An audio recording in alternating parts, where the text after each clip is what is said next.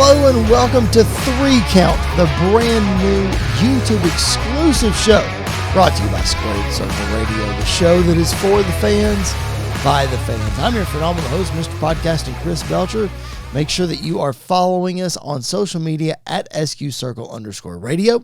You can find me at Chris Belcher 24. Like the video here on YouTube. Subscribe to the channel if you haven't already. If you're stumbling upon this video and you're wondering what in the world is 3 Count, well, it's our brand new show where we're going to give you the good, the bad, and what we're still holding out hope for. We haven't decided yet. We're reserving judgment until we see some more evidence. So we're going to bring this to you each and every Friday, catch you up on all the things that we missed on the regular podcast. Who's we? The young buck, Mr. Andy York, my brother from another mother, Jared Justice. We all play a huge part in the regular show. So this Friday show, you'll see all of us, you'll see one of us, two of us, some different combinations. But again, we want to catch you up on everything we miss on the normal podcast because the wrestling world is booming right now, and we just want to make sure that we hit everything that we possibly can. So here we go. Let's not waste any more time. The good in the world of wrestling this past week, particularly in the WWE. Man, you got to look back to last week's SmackDown and another iteration of Andrade versus Carmelo Hayes. My goodness, this rivalry has just been insane. You talk about guys who have instant chemistry. You know, a lot of people wondered what they would do with Carmelo Hayes once he got to the main roster. They wondered what they would do with Andrade when he came back. It seemed like he came in hot, and then they put him with the Judgment Day, and he kind of floundered. What's going on? The Speed Champion, all of those things.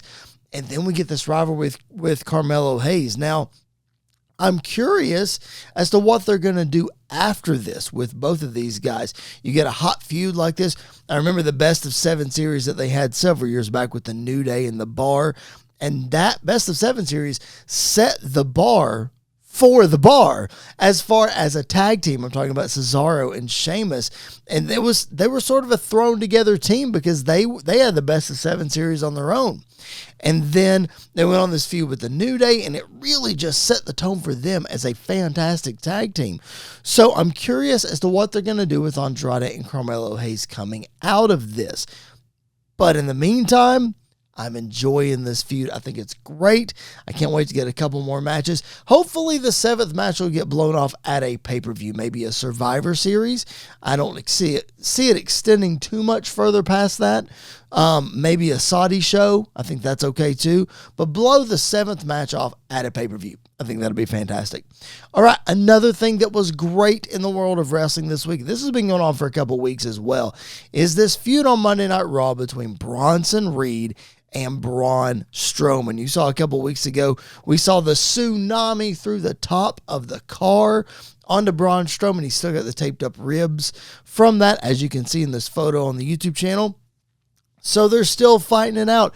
This week they broke the ring. They launched a fan. They just went insane. So this is just a huge big man feud that is a lot of fun. Bronson Reed had this a while back with, I think it was Ivar. Yeah, Ivar. I think Eric got hurt first, referring to the Viking Raiders, and then Ivar got hurt thereafter, I believe. Maybe they just stopped using him since he was a single. I don't remember. Regardless, when Eric got hurt, they had this feud with Ivar and Bronson Reed. And that was a lot of fun. And now they've got Braun Strowman in with Bronson Reed. A whole lot of fun, man. It's WWE's version of a car crash segment. And it's super cool. It's a lot of fun. It's just big guys, big athletic guys doing things that big athletic guys like this shouldn't be able to do. But yet they're doing it. And it's really, really entertaining. So those are just a couple of the good things that happened in the world of wrestling this week. Obviously, the return of Roman Reigns and this stuff with Jey Uso and Rhea Ripley and all of those kind of things. Those are the big highlights. So you want to go back on the YouTube channel, check out our full-length episode from this past Monday where we cover all of those kind of things and so much more. And if the full episode is too much for you to digest, check out the playlist on the YouTube channel. We've got the videos divided up into shorter segments. If those are more digestible for you and that's your thing, go check that out. Either way, just like the video, leave us some feedback. We would appreciate it very much. But again, all of that is available here on our YouTube channel. All right, that was the good. Let's get to the bad. And this is not necessarily bad at the moment, but it could be bad. And I'm talking about the potential breakup of the New Day. Now, these guys have been a team since Moses roamed the earth. I'm just kidding. Not that long.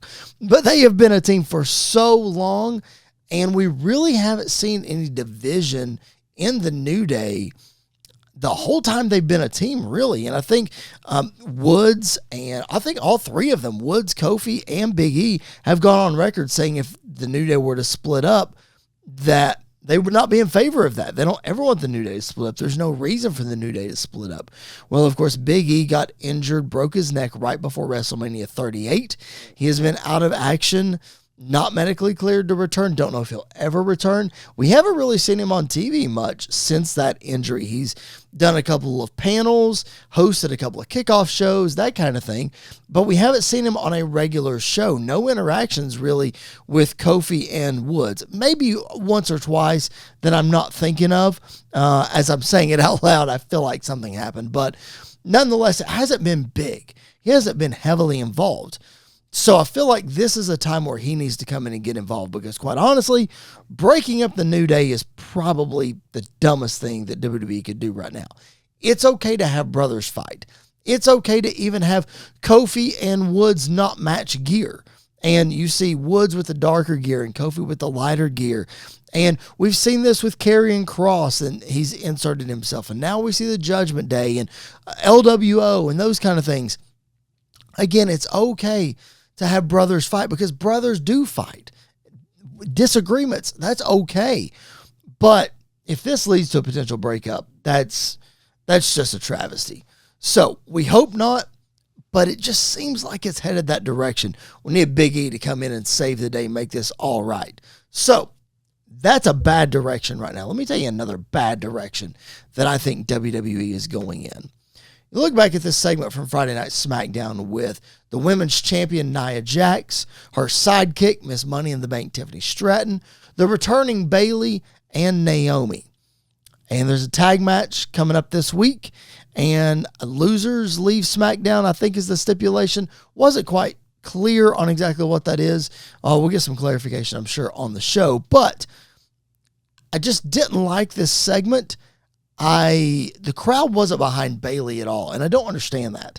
Bayley has done some of the best work of her career over the last 4 years since the pandemic, and then once crowds come back, they've really responded to her well, especially her return at SummerSlam 2022, forming Damage Control, and then Damage Control and her splitting up, winning the championship at WrestleMania, and then dropping the title to Nia Jax. Now, you listen to our regular show, you know that we're not big fans of Nia Jax for obvious reasons. I think the experiment with her as champion is over with. And the reason I say that, and the reason this segment is not good, is I think it makes the women's division on SmackDown suffer as a whole with Nia Jax as champion.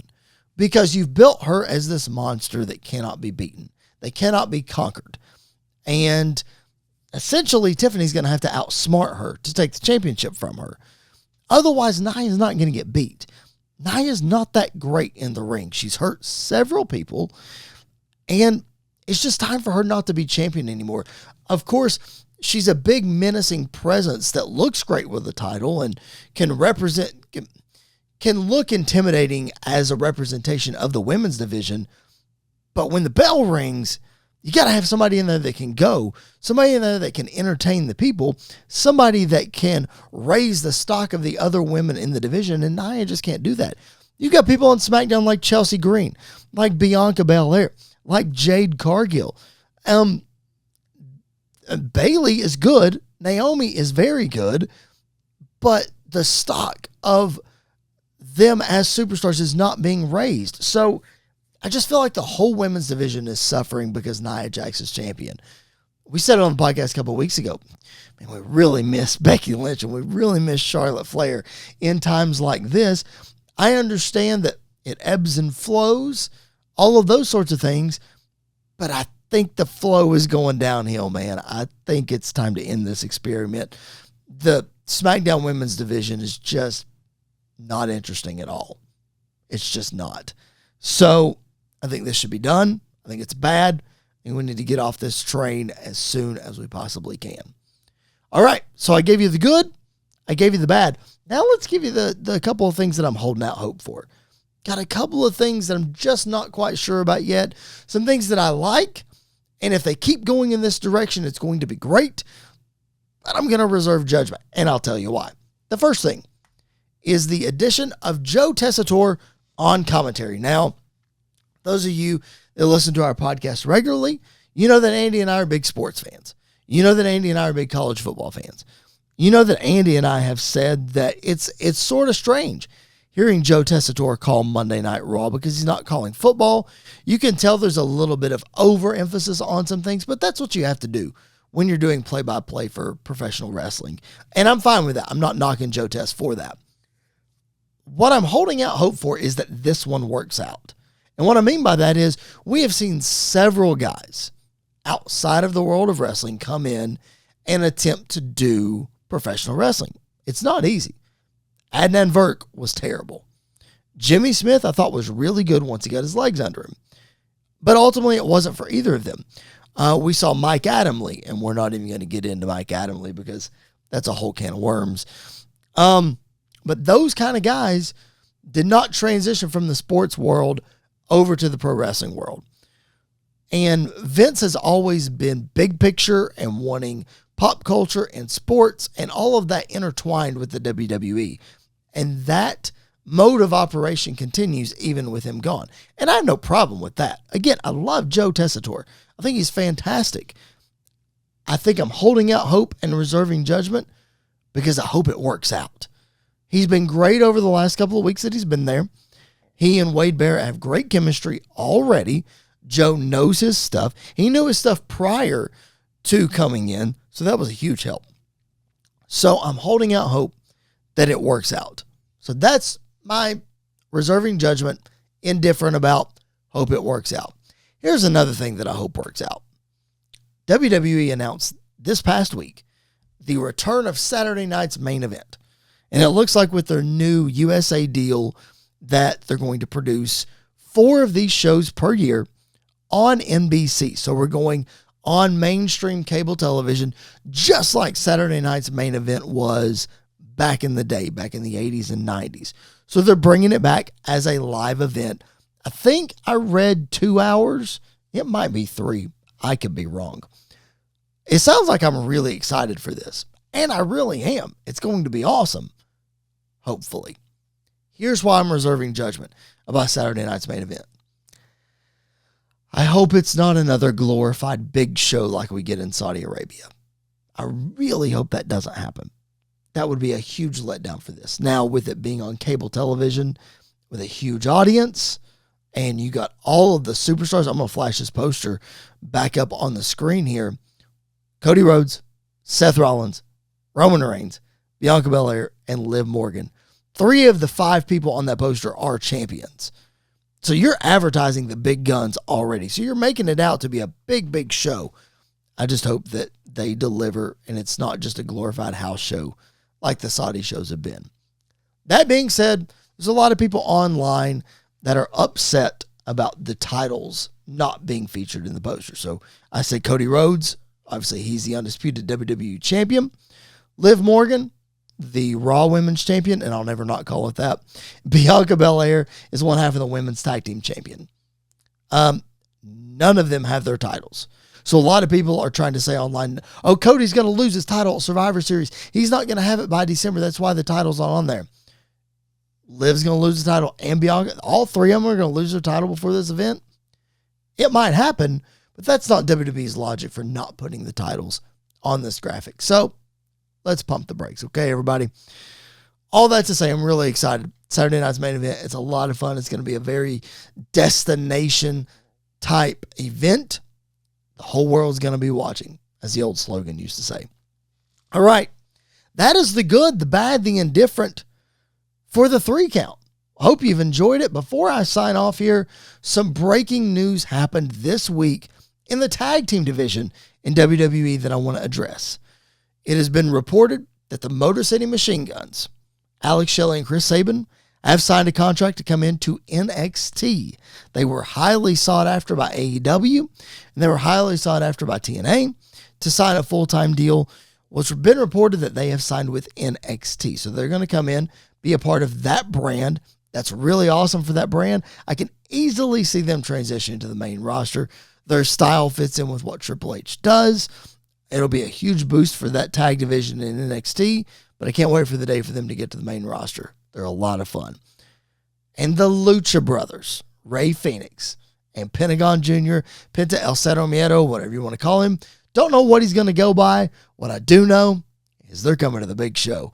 Reportedly, they have officially signed their deals with WWE, and they are main roster bound, not NXT, main roster. Several sources have reported this as of recording, that merchandise is in place and licensing is on the move, and names and trademarks and the whole 9 yards. So they're coming in full force. Very excited for these guys to come in. I can't wait for them to face the Usos if they get back together. Can't wait to watch them face DIY, the Street Profits. I mean, the list goes on and on about how cool it's going to be to watch the Lucha Brothers in WWE. But more on that in the coming weeks. More on that on the regular Squared Circle Radio show. We hope that you will check that out on Mondays after Monday Night Raw. And then, of course, it's available on demand on the YouTube channel. Everything else is available on demand as well. You don't want to sit through the full hour-long episode. We've got it broken up into segments for you. Check out the playlist. We've got old school stuff. We got new school stuff. We got trivia. We've got interviews. Some great stuff. There's something for everybody on Squared Circle Radio. We appreciate your support very much. The best way that you can support us, make sure you're subscribed on the YouTube channel. About 80% of our viewers are not subscribed. You may think that you are. Just check right down below the video. There's a subscribe button. Just hit it. Doesn't cost you a thing, and it helps us a ton. All right, that's it. Quick and easy. That's all the time we have for today. I'm your phenomenal host, Mr. Podcasting Chris Belcher. This has been the first edition of 3 Count. Make sure you're subscribed. We'll see you on Monday for Squared Circle Radio.